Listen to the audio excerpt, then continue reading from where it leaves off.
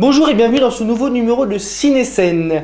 Alors, ce début d'année 2018, j'espère se passe très bien pour vous. Pour moi, ça a été un peu chaud, j'étais un peu malade, j'ai eu de la fièvre, je tousse d'ailleurs, excusez-moi si je fais des bruits bizarres pendant l'émission, j'y peux rien, hein, voilà.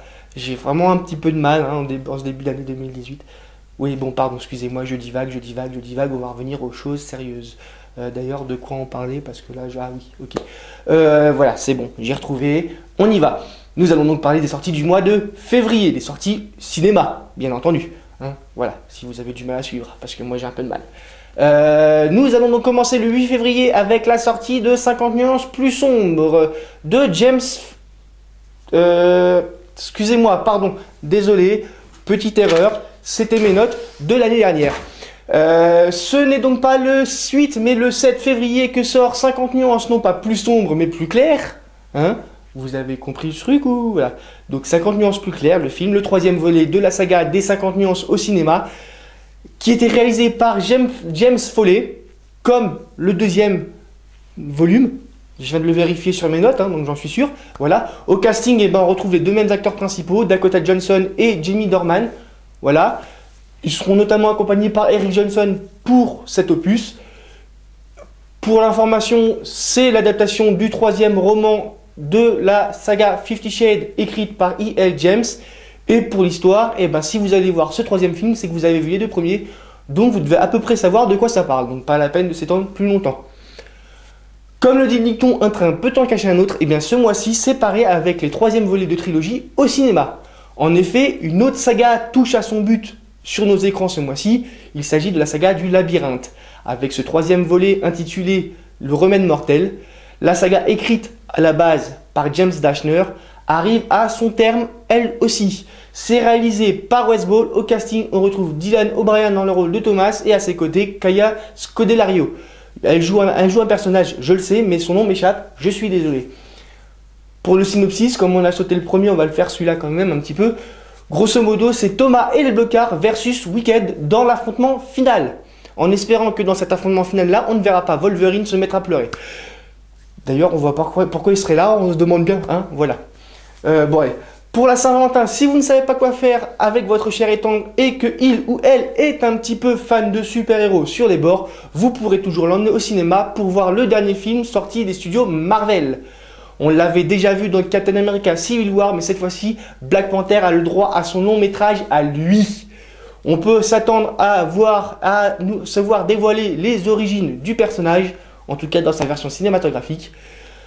Pour info, c'est Chadwick Boseman qui reprend le rôle du prince T'Challa, le même donc acteur que dans Civil War, ce qui paraît assez logique en soi, vous en conviendrez. Et c'est réalisé par Ryan Coogler, à qui l'on doit notamment l'excellent, l'énormissime Creed, l'héritage de Rocky Balboa. Ouais, je suis fan de Rocky, donc je ne suis pas très objectif. Il retrouve d'ailleurs, pour la petite histoire, au casting de Black Panther, son acteur fétiche, qui n'est nul autre que Michael B.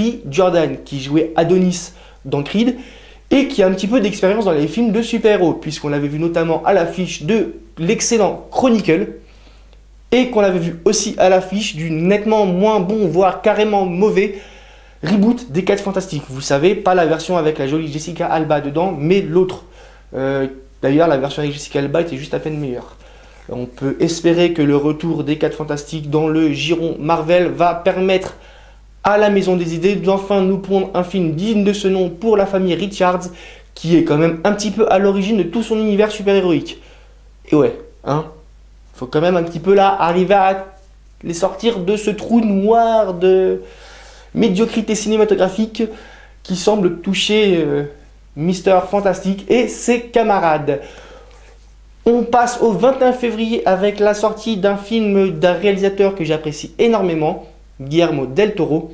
Ce réalisateur qui est capable de nous sortir des blockbusters dignes de Pacific Rim ou des Hellboy est aussi capable de nous faire des films bien plus personnels et poétiques. Et ce sera probablement le cas avec La forme de l'eau de Shape of Water.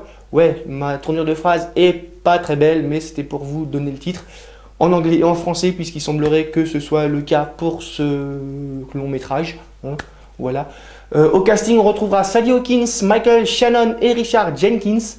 Et pour le synopsis, ça nous racontera l'histoire d'Elisa, une employée dans un laboratoire gouvernemental top secret, qui vit une existence solitaire qui est encore plus renforcée par le fait qu'elle soit muette. Et inévitablement, sa vie va basculer quand elle va découvrir une expérience encore plus secrète que les autres. Je vous invite cordialement à aller voir ce film au cinéma. Del Toro est un des grands monsieur du cinéma actuellement. Allez-y, allez-y, allez-y. Comme il est maintenant de coutume depuis quelques mois, nous allons teaser un petit peu les sorties du mois de mars, où nous parlerons beaucoup jeux vidéo. Tout d'abord avec le reboot de l'adaptation cinématographique d'une aventurière au short très court et très sexy, mais aussi avec la vision des réalités virtuelles de Steven Spielberg. Rien que ça. On parlera aussi plus ou moins jeux vidéo avec des gros robots qui affrontent des gros monstres géants. On a un peu évoqué le sujet d'ailleurs dans le courant de cette émission déjà. Voilà. Et nous parlerons d'un film qui aurait pu passer inaperçu, mais dont l'affiche m'a un petit peu tapé dans l'œil pendant que je faisais mes recherches. Pour conclure sur le teasing, je vous invite à faire attention à la web TV dans les jours qui viennent, puisque une nouvelle émission va apparaître sur nos écrans, enfin notre chaîne, voilà, où vous aurez la chance, ou la malchance, comme vous voulez, de me retrouver devant la caméra pour vous parler d'autre chose que de cinéma. Sur ces bonnes paroles, je vous dis au mois prochain pour de nouvelles aventures, et d'ici là, que la force soit avec vous.